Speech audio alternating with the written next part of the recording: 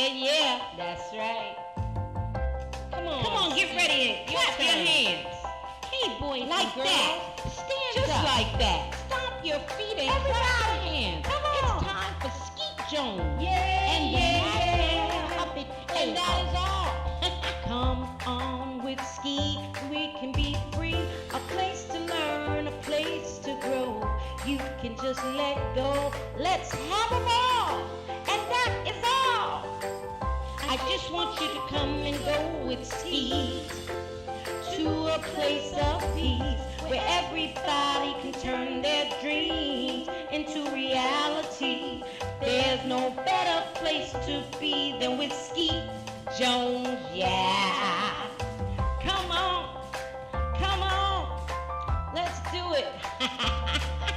Oh, Skeet, you are just a wonderful, wonderful, wonderful person. And that's why I love hanging with you. So come on, everybody. We hanging with Skeet Jones, Positive Nation TV. Come on. Hey, boys and girls, thank you for tuning in. I'm Skeet Jones, and this is the Magical Puppet Playhouse on Positive Nation TV. Hello, boys and girls. Welcome to the Magical Puppet Playhouse. I'm Skeet Jones, and I have a really big surprise for you. It's my pleasure to introduce my good friend. That's right, she's on the Magical Puppet Playhouse. She's on Positive Nation TV, and she's here now with Skeet Jones. What's up, CZ? How you doing, CZ? Hi, Skeet. Thank you for having me. I'm doing well, and I'm so happy and honored to be on your show. Oh, you're welcome, CC. I'm so excited, not just about the report, but I'm excited to have you on my show. I just love you. You just make me laugh. I just love talking to CC. Thank you. She make me laugh all the time. CC, you gotta FaceTime me sometime. Oh, I definitely will. Oh, I'm sorry. We gotta get back to the show. Yeah. All right, sorry, CC. I lose focus sometimes. We gotta get back to the show. All right, Jerry, let's get back. Yeah. All right. Okay. All right, CC. I'm excited about the science report and what you're about to present. So, what do you have for the boys and girls? Tell them, CC. Tell them. Okay, so today we're doing a report on the making of a baby doll. Wow, that is awesome, CC. Well, go ahead, take it away. Okay, well, thank you, Skeet, and hello, boys and girls. My name is Cece, and my report about the baby doll, and this report can be found on toyhalloffame.org. And the toy that's known as the baby doll was inducted into the Toy Hall of Fame in 2008. So I have a few questions to start off this report. What period did the baby dolls first appear? What were earlier dolls made from? And what period did the baby doll first appear? Well, before the first baby doll appeared in the mid-1800s, girls were limited to companion-style dolls or elaborate fashion dolls, neither suited for cradling or cuddling. Unlike companion dolls with which children play tea party and dress up, baby dolls have a specific function in imaginative play. Children primarily treat baby dolls as they would infants. They are toted around in strollers, fed from high chairs, and even rocked to sleep just like newborns. Since the mid-19th century, doll manufacturers have worked very hard to produce dolls that look and act like infants. In 1922, doll designers even reached a new level of realism with the Bilo baby, which is a doll that is supposed to look like a 3-day-old newborn. Wow. The 1930s saw the proliferation of drinking wet dolls such as Betsy Wetsy and Tidy dolls. Nowadays, baby dolls come with so many functions that allow them to do things such as eat, crawl, play peekaboo, and even respond to a child's voice. Well, every baby doll, from the simplest version to even the most technologically advanced, serves a very special function in cultivating, nurturing, and parental roles in children, all while promoting open-ended active play. So, what were earlier dolls made from, you ask? Early dolls would have been made from materials such as cloth, clay, wood, and even leather. Dolls made of corn husk were used in harvest celebrations, and dolls were used in fertility practices and to teach children traditions. Nowadays, most homes with children will have dolls in some form, whether they're soft, cuddly rag dolls, realistic baby dolls, fashion dolls, or even superheroes. Well, thank you, boys and girls. That's the end of my report about the baby dolls. Oh, wow, Cece, that was great. Wow, you did a wonderful job on that report about the baby doll. Thank you for joining us on the Magical Puppet Playhouse. Thank you, Cece. Thank you, Skeet. I'm honored to be on the show. Bye, everyone. Yeah, we hope to have you back. All right, thank you, boys and girls, for joining us, and we see you next week. I'm Skeet Jones on the Magical Puppet Playhouse. So stay tuned for some storytelling, and we're going to have some rocking songs for you, too, to dance on, right, CZ? Yeah, you get to dance, y'all. All right, bye-bye, boys and girls. Bye-bye. See ya. See ya. All right, cut. Cut. I said cut. Cut. Come on, Skeet, stop. Cut. I hear Mimi barking. Mimi barking on my show. I know.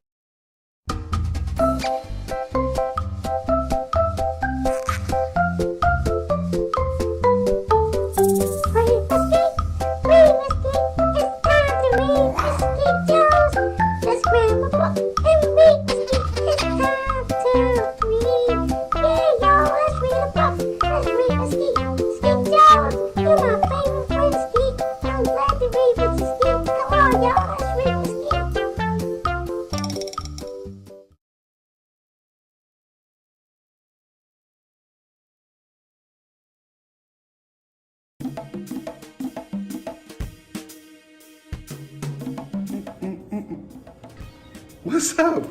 How you doing? I hope you're having a great day. First of all, I want to send some positive energy your way. But before you leave, I just want you to sit down for a couple minutes and let me read this book that I wrote, called Smart Mouth. I really think that you will really appreciate the lesson in there. I mean, I know somebody has a smart mouth. You know someone. Everyone knows somebody that has a smart mouth. Let's get to the core of what this book talks about. She had an answer for everything, but she knew nothing at all. With a thorax full of silly, she was always quick to cut off someone before they could complete their sentence. So knowledge and correction always escaped her. Her attitude was terrible. Her outer exterior was gorgeous. The cancellation. Her mouth moved quicker than her feet. So she fell for anything. The falling of a nation. She had a boyfriend and a girlfriend, one to talk slick to and the other to gossip to. It was very seldom that she actually had a conversation with herself. She just loved the sound of her own voice. She even worshiped the ground that she stood on. One day she went by her grandmother's house, and as I stood face to face, her mouth interrupted her ears. So grandma's words had fallen short. Too knowledgeable to be educated, too opinionated to be corrected. What a waste. The smart mouth kept cruising through life with little regard.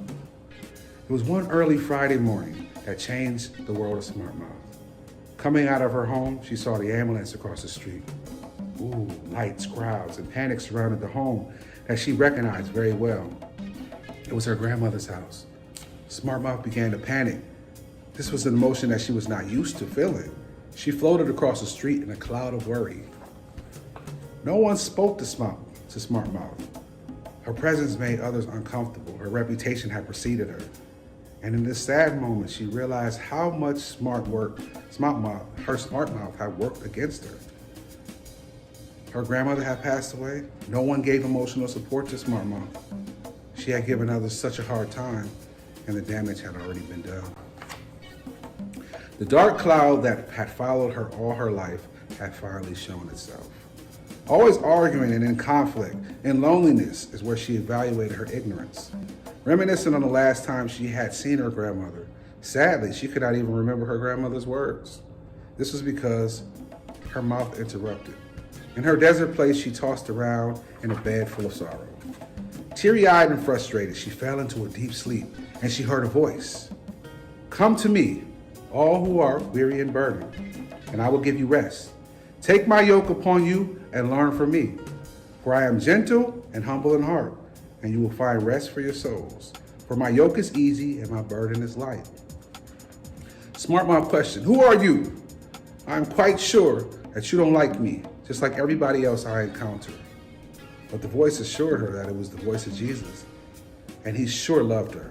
Smart Mouth felt peace as she rested in the presence of the Lord. She had a vision of herself using her mouth to build individuals up instead of tearing them down. She woke up feeling as though she knew what her calling was in life. She would use her mouth to reform the world around her.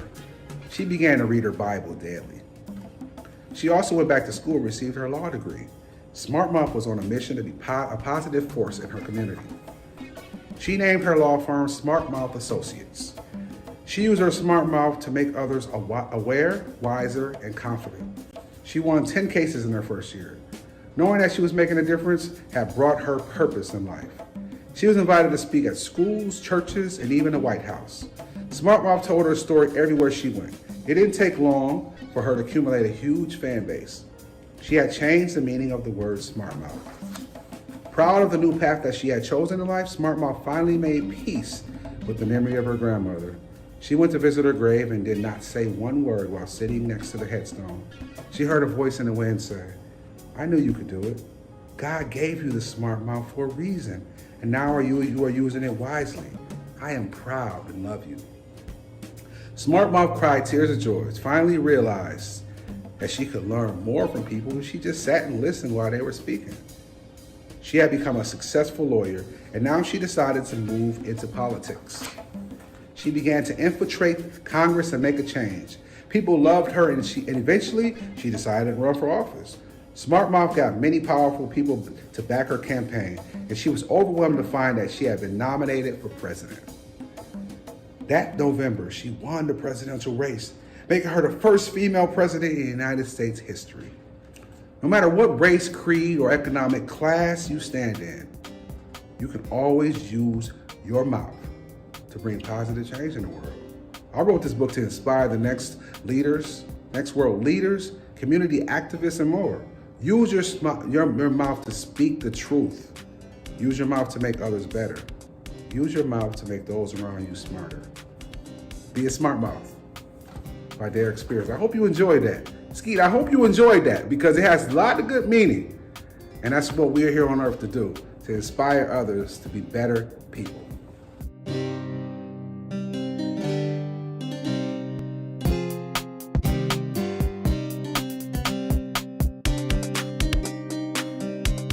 What's up, boys and girls? What's up? It's me, Skeet Jones of the Magical Puppet Playhouse. And this episode is Read with Skeet. And today on the show, we got my man, KT. He's out of Georgia. I believe is this Savannah, Georgia? Yes, sir. All right. So go ahead, KT. Introduce yourself to everybody and tell us what book you're going to be reading to the boys and girls. I'm Kimon Timmons, also known as KT. I'm 9 years old, and I'm a fourth grader. All right. That is awesome, man. So what book do you have for us today? My book that I'm going to be reading today is called The Little Engine That Could. Wow, man, that's a good one. I can't wait to hear the story. All right, well, we ready when you are. I'm ready. All right, let's get them, man. Ready? Go ahead. You can read. Okay. The Little Engine That Could, as told by Olive Beaupre Miller. Once there was a little train of cars.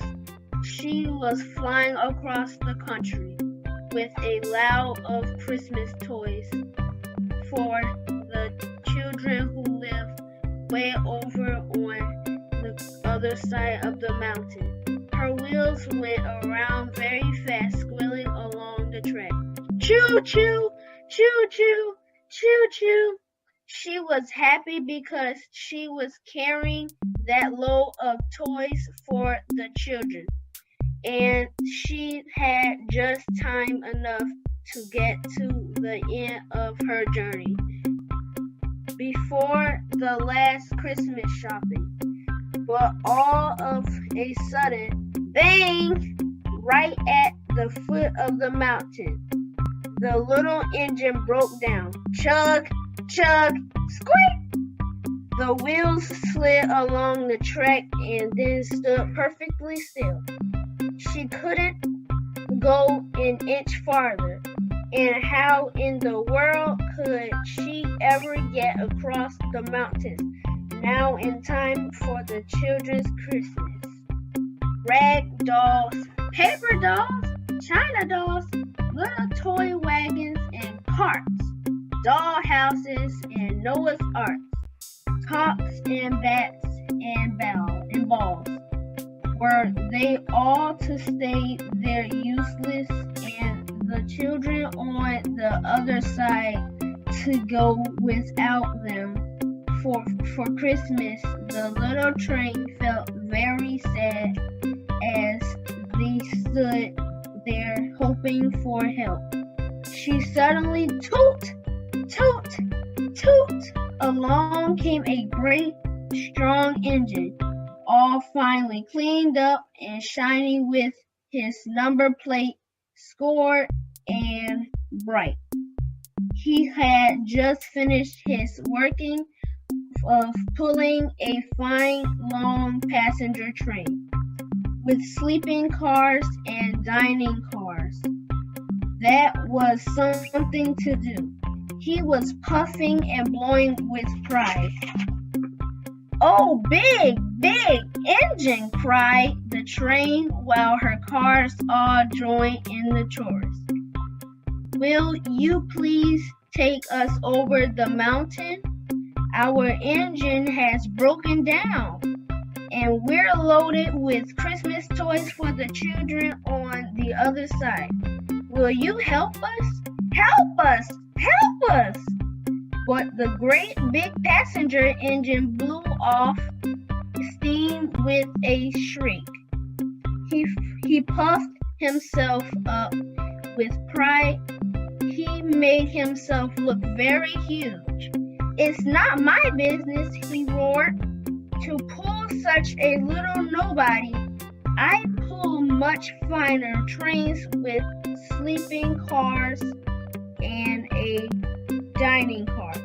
I can't be bothered with you." Puff, puff, ding dong, woohoo! And he switched himself round on a side track, past the poor little train of cars, and soon left her helpless far behind. Well, the little train of cars felt sad, but he should never left off hoping that someone would come to help her. Pretty soon, toot toot, along came a great strong freight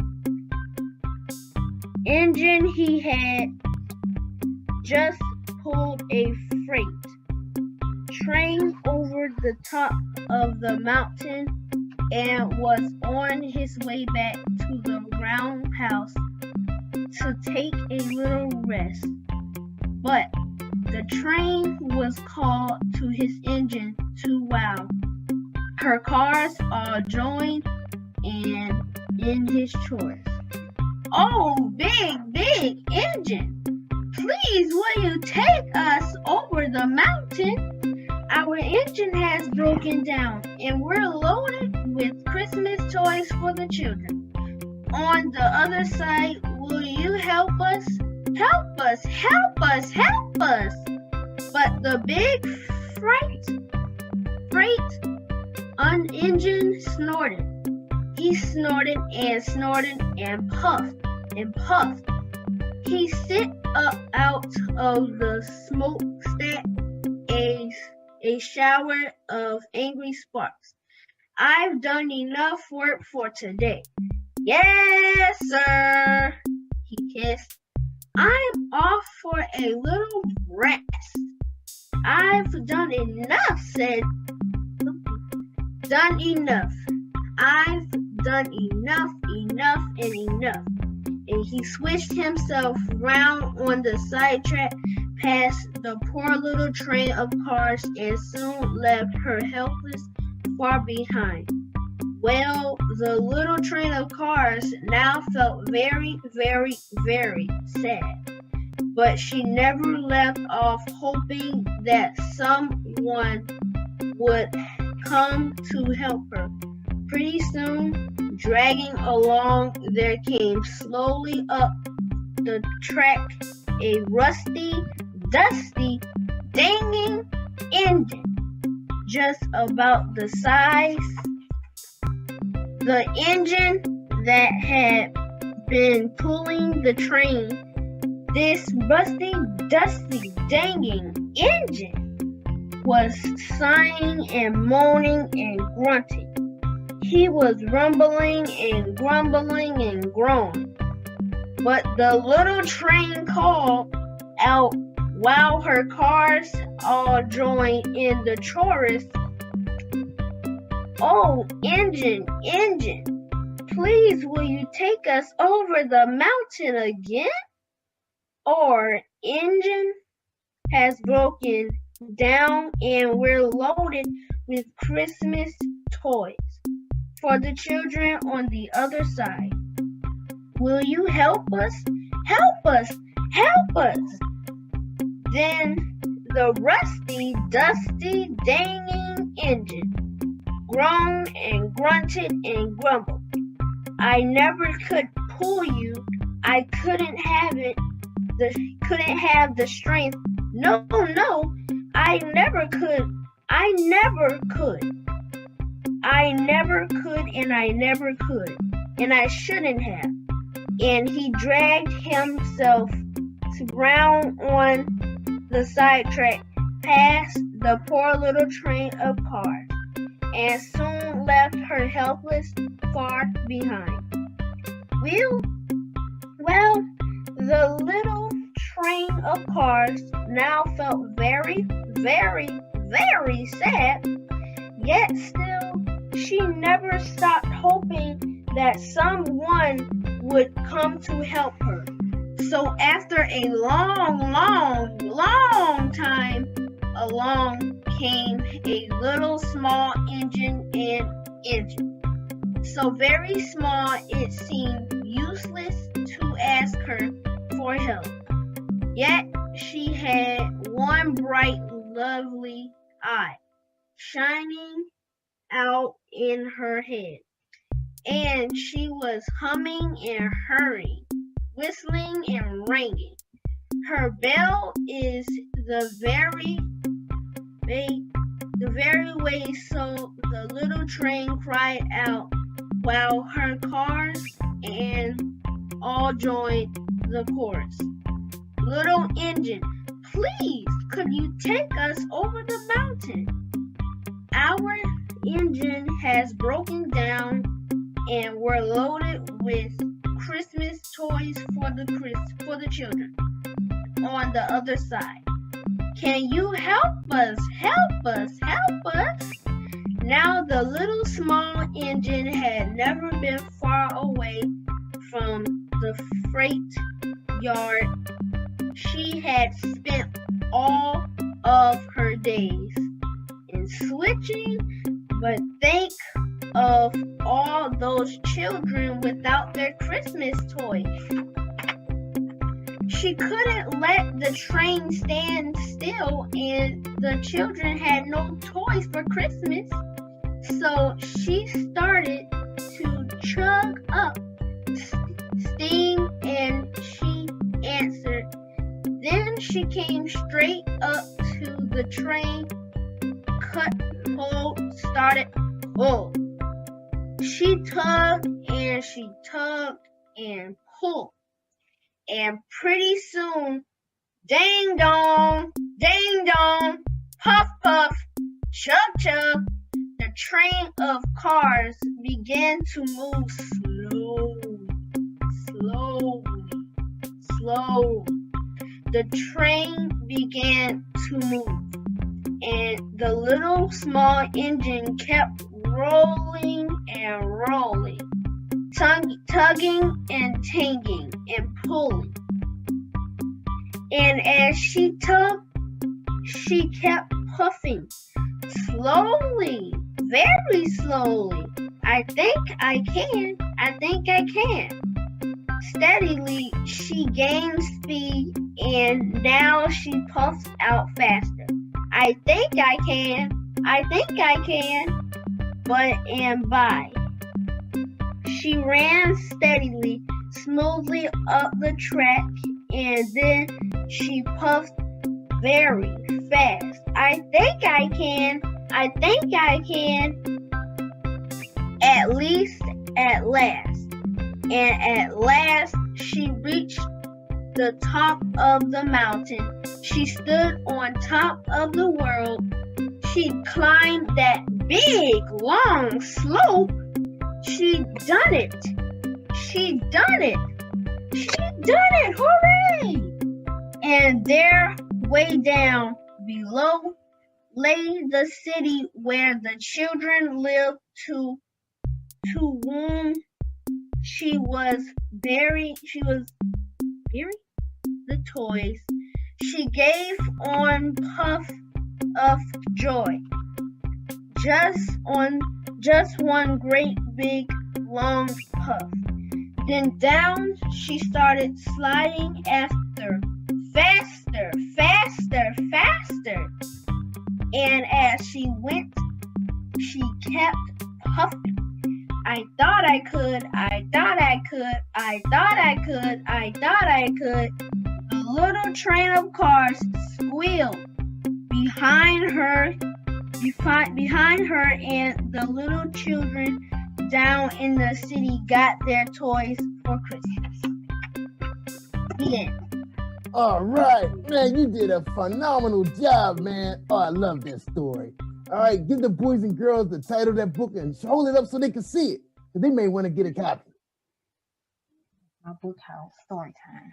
It's called It's My Book House Story Time. Oh, wow. Yeah, Skeet With had a good time. All right. Thanks for reading with Skeet. You're welcome. Thank you, KT. Well, boys and girls, ladies and gentlemen, parents, grandparents, we want to say thank you so much for tuning in to the Magical Puppet Playhouse with Skeet Jones and KT. Take care, and we hope to see you guys next week. All right? So don't forget, y'all, it takes a village of puppets to raise a child. I'm Skeet Jones for the Magical Puppet Playhouse. Take care, everybody, and don't forget, peace and hair grease.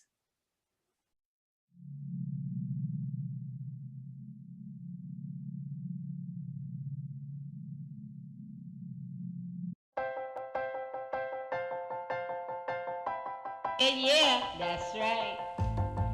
Come on, get ready and clap your hands. Hey, boys, like that.